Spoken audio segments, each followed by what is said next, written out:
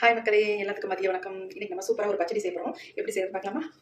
அதுக்கு தேவையான எடுத்து வச்சிருக்கேன். ஃபர்ஸ்ட் நம்ம கெட்டியான தயிர் வந்து எடுத்துக்கலாம். பாருங்க, தேவையான அளவு தயிர் எடுத்துருக்கேன். அடுத்து தயிர் கூட நம்ம என்ன ஆட் பண்ண போகிறோம் அப்படின்னா, குக்கும்பர் இந்த மாதிரி பொடியாக வந்து கட் பண்ணி எடுத்து வச்சிருக்கேன். அதாவது நான் நல்லா துருவி எடுத்துட்டேன்.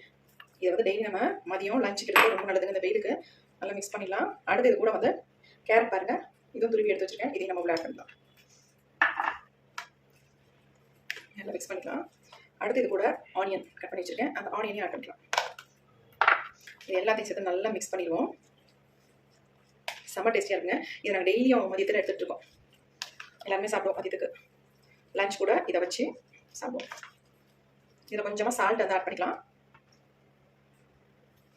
அதிகமாக ஆட் பண்ணிடாதீங்க, கொஞ்சமாக ஆட் பண்ணிட்டு நல்லா கலந்து விட்டுடலாம். சுவையான பச்சடி நமக்கு ரெடி ஆயிடுச்சு. இதை அப்படியே ஃப்ரிட்ஜில் வச்சுட்டு நம்ம சாப்பிட்டோம்னு வச்சுக்கோங்க, செம்ம டேஸ்டியாக இருக்கும். சாப்பிட்டு பார்க்கலாமா எப்படின்ட்டு?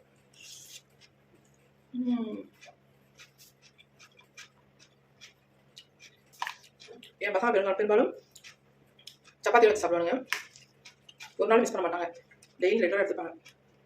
உங்களுக்கு பிடிச்சிருந்தா நீங்களும் செஞ்சு பாருங்க, சாப்பிட்டு பாருங்க. தேங்க்யூ.